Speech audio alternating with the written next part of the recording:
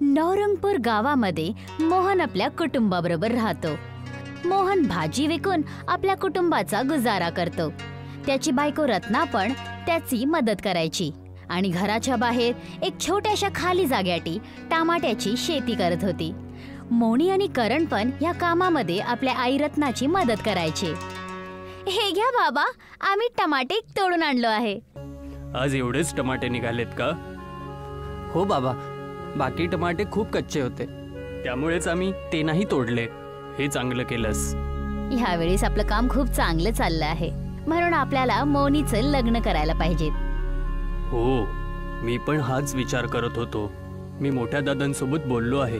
लवकरच आपण मुन्नीचं लग्न करूया. हो, हे बरोबर आहे. मोहनने पण भाजीचा ठेला सजवला आणि भाजी विकण्यासाठी निघून गेला. संध्याकाळी मोहन खूप आनंदात घरी आला. तेव्हा रत्नाने विचारलं, काय झालं? आज खूप आनंदात दिसत आहात. अरे हो, खूपच खुशीची गोष्ट आहे आज. सांगा ना, काय झालं आहे? 10 रुपयात विकला जाणारा टमाटर आज 100 रुपये किलोने विकला गेला. काय? खरंच? हो, मी आज सगळे टमाटर 10 पटीने जास्त किमतीने विकलेत. आता आपण लवकरच श्रीमंत होऊन जाऊ. हे तर खूप आनंदाची गोष्ट आहे. हा, आता आपलं सगळं काम व्यवस्थित चालेल आणि आपल्या मुन्नीचं लग्न सुद्धा एकदम धूमधडाक्यात करूया. तो आणि त्याचं पूर्ण कुटुंब खूप आनंदात होतं. पण हे आनंद फक्त 2-3 दिवसासाठीच होतं. एक दिवस गावचा जमीनदार धनराज आला. अरे मोहन, अरे मोहन, अरे कुठे आहेस? बाहेर ये थोडं. हो, आलो. सरपंच साहेब, ऐकलं आहे खूप श्रीमंत झाला आहेस. काय सरपंच साहेब, तुम्ही पण काय गोष्ट करत आहात? टमाट्यापासून कोणी काही श्रीमंत बनत असतं का? का रे बाबा, तुझ्याकडे तर एवढे सगळे टमाटे आहेत, तरी पण तू स्वतःला श्रीमंत नाही मानतस. ही श्रीमंती काहीच दिवसाची आहे आणि ही टमाट्याचे झाडं पण जास्त नाहीयेत. अच्छा ठीक आहे, आमची गोष्ट ऐक आणि अर्धे टमाटर आम्हाला देऊन टाक. तुम्ही एवढे मोठे माणूस आहात आणि गरिबाच्या पोटावरती लात का मारत आहात? जास्त नको बोलू, नाही तर माझ्यापेक्षा वाईट कोणी नसेल. तुम्ही मला ह्या साध्या टमाट्यांसाठी धमकी देत आहात. हे काय असे तसे टमाटे नाहीयेत, याचा तुला खामियाजा भोगावा लागेल. एवढं बोलून सरपंच धनराज तिथून निघून गेला. 2-3 दिवस असेच निघाले. जा मुलांनो, शेतामधून टमाटे तोडून आणा. मी आता भाजीची गाडी तयार करत आहे. पण जेव्हा त्यांनी जाऊन बघितलं तर दोघांचे होश उडाले, कारण शेतामध्ये टमाटेच नव्हते आणि सगळी झाडं पण गायब होती. दोघे घरी आले आणि आपल्या बाबाला बोलले, बाबा, बाबा, लवकर इकडे या. काय झालं? तुम्ही दोघं एवढे घाबरत का आहात? बाबा, शेतांमध्ये एक पण टमाटा नाही आहे. काय? हे कसं होऊ शकतंय? तिथे जाऊन बघतात तर पूर्ण शेत उजडलेलं होतं. हे सगळं त्या सरपंच केलेलं आहे. त्याने चिडून आमच्या या छोट्याशा शेताला उजाडून टाकलं. आम्ही ह्याने आपल्या कुटुंबाचं पोट पाळत होतं, पण त्याला हे अजिबात सहन नाही झालं. जर मी त्या दिवशी सरपंचाची गोष्ट मानली असती तर मला हा दिवस बघायची वेळ आज आली नसती. हो, जर काय तुम्ही अर्ध्या झाडांचे टमाटे त्याला दिलं असता तर आज आम्ही पूर्ण शेत नाही गमावलं असतं. आता काय करायचं? आपण तर बर्बाद झालो. मोनीच्या लग्नाचे दिवस पण जवळ आलेले आहेत. आपण हिचं लग्न कुठून आणि कसं करायचं? आता रडून काय फायदा नाही आहे. जे व्हायचं होतं ते झालं. हो बाबा, म्हणून आता आपल्याला पुढचा विचार करावा लागेल. बाबा, तुम्हीच तर म्हणतात ना, कोणी आपल्या हातातलं हिसकावून घेऊ शकतो, पण आपल्या नशिबातलं हिसकावून नाही घेऊ शकत. पूर्ण कुटुंब घरी आलं. सरपंच आपल्या घरी खूप आनंदात फिरत होता. तेव्हा त्याच्या बायकोनी विचारलं, काय झालं हो?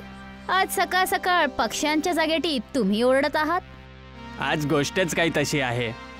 तुम्ही उगाच काही पण सांगू नका. खरं काय सांगा, काय झालं आहे? एकदा फक्त स्टोर रूम मध्ये जाऊन बघ. सरपंचची बायको स्टोर रूम मध्ये गेली.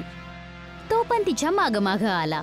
पूर्ण स्टोर रूम लाल लाल टमाट्यांनी भरलेलं होतं. त्याची बायको हे सगळं बघून खूप हैराण झाली. हा, आपल्याकडे एवढे सगळे टमाटे कुठून आले? आपण तर खूप श्रीमंत झालो. हे सगळं माझ्या डोक्याची कमाल आहे. तरी पण सांगा ना की तुम्ही एवढे सगळे टमाटे कुठून घेऊन आला आहात. आता हे सांगायची काही गरज नाहीये. तुला जेवढे टमाटे पाहिजे तू यातमधून ठेवून घे. मी बाकीच्या टमाट्यांना मंडीमध्ये विकून टाकतो. ठीक आहे, 4 पैसे घरी येतील. दुसरीकडे मोहनचा कुटुंब दुखी होतं. त्याची बायको त्याला समजवत होती, जे झालं आहे त्याला विसरून जा ना, काय एवढी काळजी करत आहात. नाही विसरू शकत आहे. मी माझ्या मुलीच्या लग्नाला नाही विसरू शकत आहे. बाबा, आपण बाजारातून टमाट्याची झाडे विकत घेऊन परत शेती करू शकतो. तोपर्यंत तुम्ही भाजी विकत राहा, आम्ही परत टमाटे उगवून टाकू. हो, हेच बरोबर आहे. आपल्याला परत शेती करावी लागेल. मला वाटतंय की आपल्याला ह्याच्यात उशीर नाही करायला पाहिजे. सगळ्यांनी मिळून ती झाडे परत लावली. मोहनची परत तीच दिनचर्या सुरू झाली. तो भाजी विकायला लागला आणि टमाट्याच्या लागण्यांचं वाट बघायला लागला. आता झाडावरती टमाटे लागून आलेले आहेत. हो, पण आता काही दिवस पर्यंत भाजी विकायचं बंद करावं लागेल, कारण मोनीचं लग्न आहे. केवढं सगळं काम पडलेलं आहे. हो, मी एका दिवसामध्ये सगळे टमाटे विकून येईल आणि आपण एकदम धूमधडाक्यामध्ये लग्न लावून टाकू आणि काही टमाटे घरासाठी पण वाचवून ठेवू. पण किस्मत मध्ये काय लिहिलेलं आहे ते कुणाला माहित असते. रात्री खूप जोरात आंधी आणि तुफान आलं, ज्याच्यामध्ये टमाट्याच्या शेतीमध्ये खूप नुकसान पोचला, ज्याने संपूर्ण झाडांना खराब केलं आणि त्यांच्यावर उगलेले टमाटे पण खराब झाले.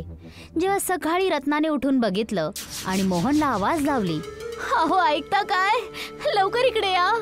आता काय झालं? सकाळी सकाळी का ओरडत आहेस? हे बघा, आमची उगवलेली सगळी झाडे बाद झाली, आम्ही बर्बाद झालो. हे देवा, हा अनर्थ का केला आहेस? सारखं सारखं गरिबांना का त्रास देत आहात? आता काय होणार आणि आता आम्ही काय करणार? बाबा, आता आपण काय करणार? जे देवाची इच्छा असेल तेच होणार. सर्वजण खूप दुखी झाले आणि आपल्या घरी आले. तुम्ही दुखी नका हो, सगळं ठीकच होईल.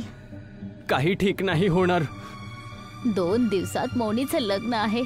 त्या टमाट्याहून थोडीशी आशा होती, पण आता आपल्याकडे पैसे कमी पडतील. हो हो, मला हीच चिंता आहे की आता काय होणार. तेव्हा दरवाज्यावर सरपंचची बायको मेनका आली आणि म्हणाली, मोनी माझी पण मुलगी आहे, म्हणून आता काळजी करण्याची गरज नाहीये, कारण मी आली आहे ना. तुम्ही आम्हा गरिबांच्या घरी, तुमच्याहून श्रीमंत कोणच नाही आहे. तुम्ही खूप श्रीमंत आहात. मी तुमच्या समोर खूप लहान आहे, कारण माझ्या नवऱ्याने तुमच्याबरोबर जे काही केलं त्याने मला खूप छोटं बनवलं आहे. सरपंचजीने काय केलं? त्यांनी तुमच्या शेतांमध्ये टमाट्याची चोरी केली. आमचा शक बरोबर होता. हो, मला हे माहीत नव्हतं, मला आजच कळालं. तसं लालचचा अंत वाईटच असतो, म्हणून मला स्वतः यावं लागलं. काय झालं, सगळं बरं आहे ना? जेवढे पण टमाटे चोरी केले होते ते सगळे गळून गेले. मी तुमच्या नुकसानाची भरपाई करायला आली आहे, पण ह्यामध्ये तुमचा काहीच दोष नाही आहे, म्हणून हा दंड आम्ही तुमच्यावर घालणार नाही. हे काही पैसे ठेवून घ्या. मोनी माझी पण मुलगी आहे आणि तिचं लग्न एकदम धूमधामने व्हायला पाहिजे. मोहन आणि रत्नाने नको म्हटलं तरी पण मेनकाने नुकसानाचे पैसे दिले आणि माफी मागून घरी निघून गेली. एक ही आहे की एवढी चांगली आहे आणि एक यांचा नवरा की इतका दुष्ट आहे. ईश्वराने आमची मदत केली आणि आता मोनीचं लग्न खूप आनंदात करू शकतो. सर्वजण खूप जास्त आनंदात होते. मी आज अजून भाज्या विकून येतो, मग उद्या नाही जाणार. हो, उद्या लग्न आहे, उद्या कसं जाणार? मोनू दरवाजापर्यंत गेली आणि ओरडली, आई, बाबा, लवकर या, हा कसला चमत्कार आहे. दोघांनी बाहेर जाऊन बघितलं तर ते दोघे हैराण झाले, कारण त्यांच्या छोट्याशा शेतामध्ये टमाट्यांची वर्षा होऊ लागली होती. तिथे खूप मोठा टमाट्यांचा ढीग लागला होता. हे बघून सगळ्यांना खूप आनंद झाला. कोणीतरी बरोबर बोललं आहे, देव जेव्हा देतो तेव्हा पोतं भरून भरून देतो. हो, ईश्वराने आमच्या इमानदारी आणि आमच्या गरजेला ध्यानमध्ये ठेवून टमाट्याचा पाऊस केला आहे. तेव्हा त्यांनी मागे वळून बघितलं तर घरामध्ये पण टमाट्यांचा पाऊस पडत होता. मोहनने टमाट्यांच्या ढिगाला बाजारात विकलं. मोहनने लाखांचे रुपये टमाटे विकून कमवले होते. सरपंचला जेव्हा हे कळालं तर त्याने स्वतःला दोष दिला आणि केव्हा पण चोरी न करण्याचा प्रण घेतला. दुसऱ्या दिवस मोहनीचं लग्न खूप आनंदात केलं गेलं. मोहनलाल खूप श्रीमंत झाला होता. आता सर्वजण आनंदात राहायला लागले होते. नंदन एक शेतकरी होता. त्याची स्वतःची जमीन नव्हती, म्हणून तो लालाच्या शेतात काम करत होता. तो अख्खा दिवस शेतात काम करायचा आणि जेव्हा धान्याची कापणी व्हायची तेव्हा लाला तिथे पोहोचायचे. अरे वा वा वा, गोलू भोलू, उचला सगळ्या भाज्या उचला. अहो लालाजी, माझा वाटा. ते तर मी विसरूनच गेलो. लालाने त्याच्या माणसांना खूण केली आणि माणसांनी काही भाज्या आणि धान्य वेगळं केलं. लालाजी, हे तर खूपच कमी आहेत. अच्छा, आता तुझ्या तोंडात जीभ पण आली का? तू मला सांगणार की काय कमी आहे आणि काय जास्त? लालाजी, हा माझा हक्काचा वाटा आहे. मी दिवसभर तुमच्या शेतात काम करतो, मग मला माझा वाटा मिळायलाच हवा ना. काय, जरा जास्तच बोलायला लागलास तू. तुला माझ्या शेतात काम करायचं असेल तर कर, तुला एवढाच वाटा मिळेल, समजलं का? लालाच्या माणसांनी बाकी सगळं धान्य आणि भाज्या उचलल्या आणि तेथून निघून गेले. नंदन उदास झाला. आता एवढा कमी भाज्या विकून मी कसं काय पैसे कमवू? अरे देवा, मला काहीतरी मदत कर. तो भाज्या आणि धान्य घेऊन बाजारात पोहोचला. तिथे त्याने व्यापाऱ्याला भाज्या विकल्या. या भाज्यांचे 500 रुपये झाले आणि या धान्याचे 1000. हे घे भाऊ. अख्खा महिना काम करून नंदनला फक्त 1500 रुपये मिळाले होते. तो निराश झाला आणि त्याच्या घराकडे निघून गेला. वाटेत त्याला एक म्हातारी बाई भेटली. बाळा, मला थोडी मदत कर. 2 दिवस झाले काही खाल्लं नाही. जर तुझ्याकडे काही खायला असलं तर मला दे. आई, माझ्याकडे तर खायला काहीच नाहीये. मग मला थोडे पैसे दे बाळा, मी काहीतरी खाईन रे. नंदनने त्याचा खिसा चापपला. त्यात फक्त 1500 रुपये होते. नंदनने 100 रुपयांची नोट त्या म्हाताऱ्या बाईला दिली. तुझ्याकडे पैशांची तंगी आहे आणि तरी तू मला पैसे देतोयस बाळा. देव तुझं नेहमी रक्षण करो, आनंदात राहा. नंदन तेथून निघणारच होता तेव्हा त्या म्हाताऱ्या बाईने त्याला अडवलं. थांब बाळा, तू मला मदत केलीयस, मला पण तुला काहीतरी द्यायचंय. माझ्याकडे जास्त काही नाही, पण हे टोमॅटोचं रोप आहे, हे तुझ्या घराच्या अंगणात लाव. नंदनने ते टोमॅटोचं रोप घेतलं आणि तेथून निघून गेला. घरी जाऊन त्याने सगळं त्याच्या बायकोला सांगितलं. लाला दिवसेंदिवस रक्त पीत चाललाय. तो कधीच आपल्याला आनंदात जगू देणार नाही. तो तर आहेच तसा नालायक, पण तुम्ही हे चांगलं केलं, त्या म्हाताऱ्या बाईला पैसे दिले. निदान ती एक वेळचं जेवण तरी खाईल. त्यात ते रोप त्या मी लावते. मीनाने ते झाड त्यांच्या अंगणात लावलं. दुसऱ्या दिवशी सूर्योदयानंतर मीना झाडांना पाणी द्यायला घरातून बाहेर आली आणि टोमॅटोचं झाड पाहून चकित झाली. अहो, ऐकलं का? लवकर बाहेर या. काय झालं? ते बघा. टोमॅटोच्या झाडाला सोनेरी टोमॅटो. ते सोनेरी टोमॅटो नाही, सोन्याचे टोमॅटो आहे. म्हणजे ती म्हातारी बाई मला जादूचा टोमॅटो रोप देऊन गेली. ती काही साधी बाई नव्हती, ती कोणीतरी देवी होती, देवी. मीनाच्या अशा बोलण्यानंतर त्या रोपातून एक धूर निघाला आणि ती म्हातारी बाई दिसू लागली. देव प्रत्येकाकडे स्वतः जाऊ शकत नाही, म्हणूनच लोकांचा चांगुलपणा पाहायला त्यांनी आम्हाला पाठवलं आहे. नंदन, तू चांगला माणूस आहेस, म्हणूनच या सोन्याच्या टोमॅटोचं झाड मी तुला दिलं. या झाडाला रोज एक सोन्याचं टोमॅटो लागेल, पण सावधान राहा. जर कोणी हे झाड काढायचा प्रयत्न केला तरी तो मरेल. तुझं भलं हो. मग धूर आकाशाकडे निघून गेला आणि नंदन आणि मीनाचं तर नशीबच उघडलं. ते सोन्याचे टोमॅटो विकून नंदनने स्वतःचं शेत घेतलं आणि नंदनचं लहानसं घर आता 2 मजल्यांची बिल्डिंग बनली. नंदन आणि त्याची पत्नी मीना आता खूप सुखात होते. सोन्याच्या टोमॅटोची गोष्ट अख्ख्या गावात आगीसारखी पसरली आणि लालाला ही गोष्ट कळली. सोन्याचे टोमॅटो, त्या सोन्याच्या टोमॅटोंच्या रोपामुळे नंदन रात्रीतून श्रीमंत होऊन जाईल. ते झाड मला पाहिजे, कोणत्याही परिस्थितीत मला हवंय. चला, सगळ्याच्या सगळे चला. लाला रागाने नंदनच्या घरी पोहोचला. नंदन, ओय नंदन, बाहेर ये. कोण आहे? कोण आहे जो भुकेला कुत्र्यासारखं ओरडत आहे? तुझी एवढी हिंमत, तू मला भुकेला कुत्रा म्हणतोस? चूक झाली लाला, तुम्हाला तर डुक्कर म्हणायला हवं होतं ना.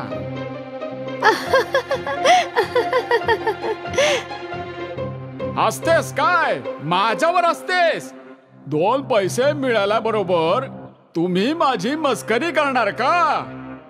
गोलू भोलू, नंदनच्या बायकोला पकडा. गोलू भोलूने लगेच मीनाचे हात बांधले. अरे अरे, हे काय करताय? चल आमच्या सोबत. सोड मला. माझ्या बायकोला सोडा. सोडा लाला. आता आला ना उंटा डोंगराखाली. जर तुला तुझी बायको हवी असेल तर ते सोन्याच्या टोमॅटोचे झाड मला दे. दे. पण सावधान रहा, जो कोणी हे झाड काढायचा प्रयत्न करेल तो मारला जाईल. तुझं कल्याण हो. नंदनला म्हातारीचं बोलणं आठवलं आणि त्याच्या चेहऱ्यावर हसू आलं. मी देतो ते, मी तुला झाड देतो, पण तुला स्वतःला ते झाड जमिनीतून बाहेर काढावं लागेल. हा ठीक आहे ठीक आहे, ही कोणती मोठी गोष्ट आहे. नंदन लालाला अंगणात घेऊन गेला. हे बघ, हे आहे सोन्याच्या टोमॅटोचे झाड. वा, आता हे झाड माझं आहे, माझं. लालाने जसं ते झाड काढायचा प्रयत्न केला, जमिनीतून झाडाची लांब लांब मुळं बाहेर आली आणि त्यांनी लालाच्या शरीराला बांधून टाकलं. अरे गोलू भोलू, वाचवा वाचवा वाचवा मला. लालाला वाचवायला त्याचे चेले पुढे आले आणि झाडांच्या मुळांनी गोलू भोलूलाही गुंडाळलं.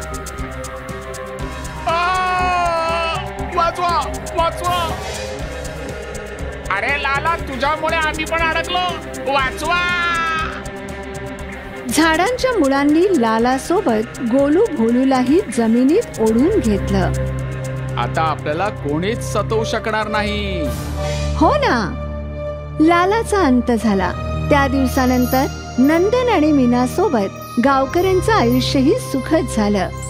सर्वांना लालाच्या त्रासातून मुक्तता मिळाली होती.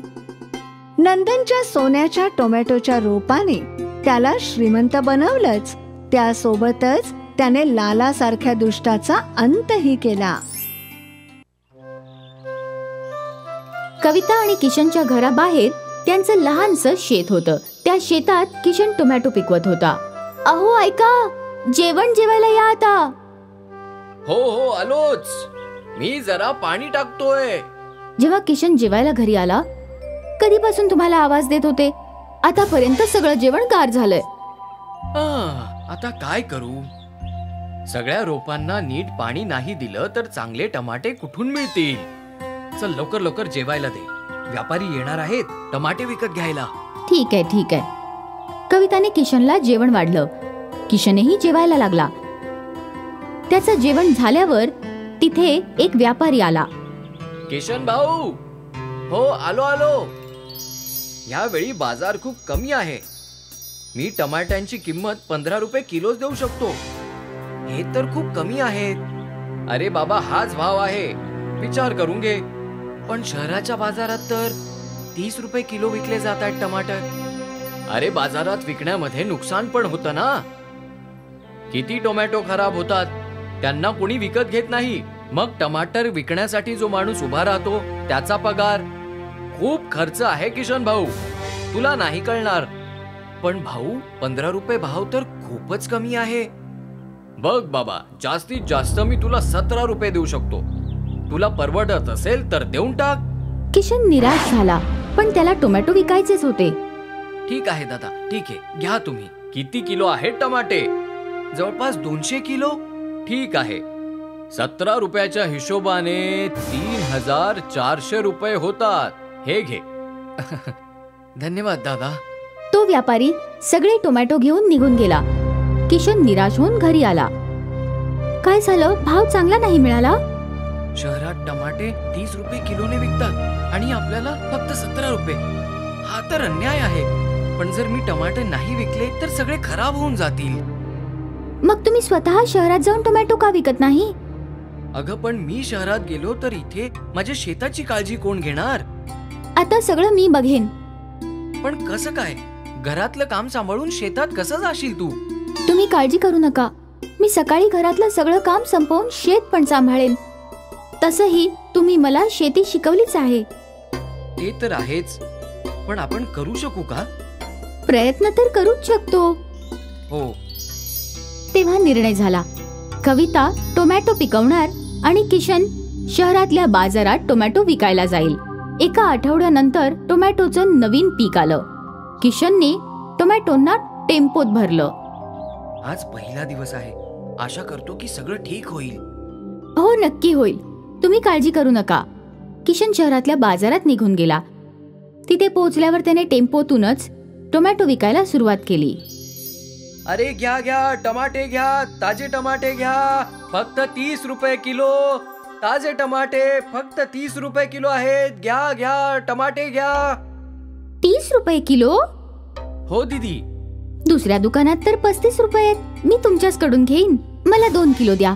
मलाही 2 किलो. अरे अरे, मला 1 किलो. बघता बघता किशनच्या टेम्पो जवळ गर्दी झाली.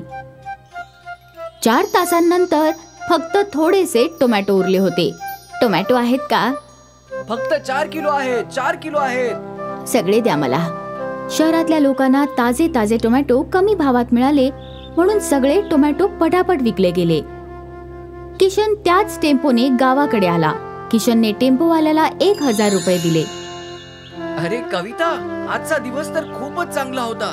काय सगळे टोमॅटो विकले गेले? हो, सगळे विकले गेले. एकूण मला 250 किलोचे 7500 रुपये मिळाले. 1000 टेम्पोवाल्याला दिले आणि उरलेले आहेत 6500. वा, आज तर मजाच आली. आता कसं? एक गोष्ट मी ओळखली. शहरातल्या बायका फक्त लाल लाल रंगाचेच टमाटे निवडून घेतात. तर मग आपल्याला काही ना काही करायला हवं ना, टोमॅटो आणखी लाल करण्यासाठी? YouTube वर बघूया. काही ना काही नक्कीच मिळेल. किशनने YouTube पाहिलं आणि त्याला एक व्हिडिओ मिळाला. तर आपल्याला ही पावडर टमाट्यांवर शिंपडावी लागणार आहे. पण हे कुठून मिळेल आपल्याला? शहरात कुठे ना कुठे तर मिळणारच. तुम्ही उद्या जा आणि शोधून या. ठीक आहे. पुढल्या दिवशी किशन शहरात गेला आणि त्याने ती पावडर विकत घेतली. अहो, याचं काही नुकसान तर नाहीये ना? अरे बाबा, जास्त वापरायचं नाही. जितकं पाकिटावर लिहिलंय ना तितकंच वापरायचं. हो, ठीक आहे. किशन ते केमिकल फर्टिलायझर घेऊन घरी आला. कविता त्याची वाट पाहत होती. हे घे केमिकल फर्टिलायझर. दुकानदार म्हणाला, जितकी गरज आहे तितकंच टाका, जराही जास्त नाही.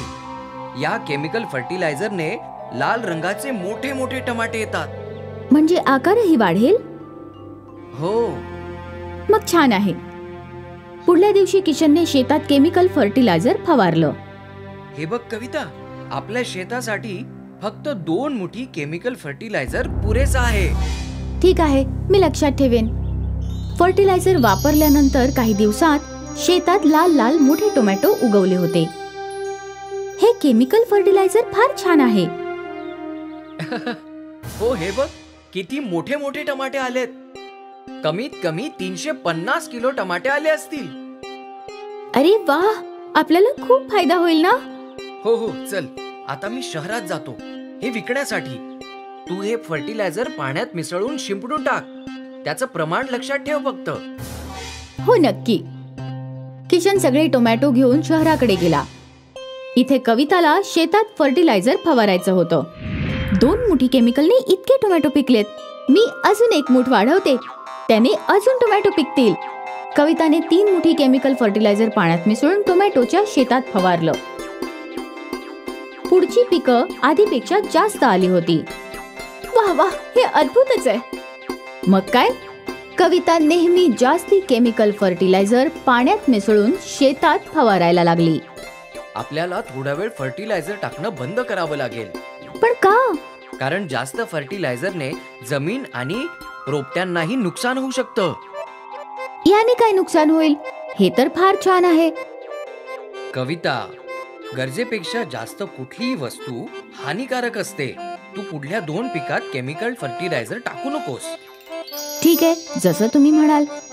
कविता किशनला बोलली खरी, पण तिच्या मनात होतं की अजून जास्त केमिकल वापरणं. किशन नको बोलला तरी कविताने पिकांवर केमिकल फर्टिलायझर फवारलंच. पुढल्या पिकातही नेहमीप्रमाणे मोठे मोठे टोमॅटो होते.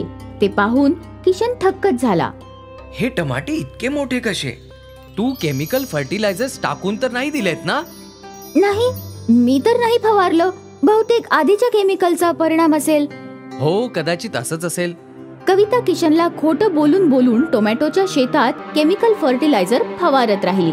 कविताच्या डोक्यात जास्त फायद्याचा स्वार्थ होता. काही महिन्यांनंतर सगळं ठीक चाललं होतं, पण हळूहळू टोमॅटोची काही पिकं गळून गेली. अरे रे रे रे, हे काय झालं? यांना काय झालं? कालपर्यंत तर ठीक होतं. कदाचित हे केमिकल फर्टिलायझर मुळे झालंय. मी हे झाडं उपटून टाकतो. नवीन रोपटी लावूया, नाहीतर हे पूर्ण शेतामध्ये पसरून जाईल. ठीक आहे. किशनने गळून गेलेल्या रोपट्याच्या जागी नवं रोपटं लावलं.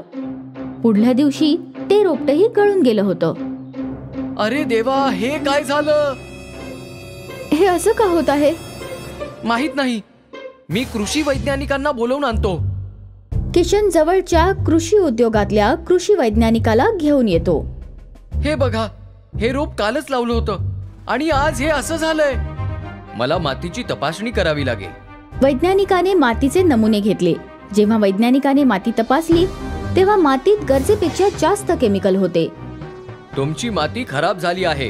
गरजेपेक्षा जास्त केमिकल फर्टिलायझर्सच्या वापरामुळे पूर्ण शेतामध्ये केमिकल पसरलं आहे. आता इथे पीक घेणं खूप कठीण आहे. आता जे पीक चांगलं आहे त्याच्यावर केमिकल वापरू नका. हे ऐकून किशन आणि कविता दोघे थक्क झाले. हे सगळं माझ्यामुळे झालं आहे. तुम्ही नको बोललात तरीही मी केमिकल वापरत होते. कविताने तिच्या स्वार्थाखातर आज त्यांच्या कसदार शेताला उजाड बनवलं. जर ते केमिकल न वापरता शेती करत असते तर कमी फायदा झाला असता, पण त्यांचे शेत कसदार असते आणि त्यांचं जीवन आनंदी.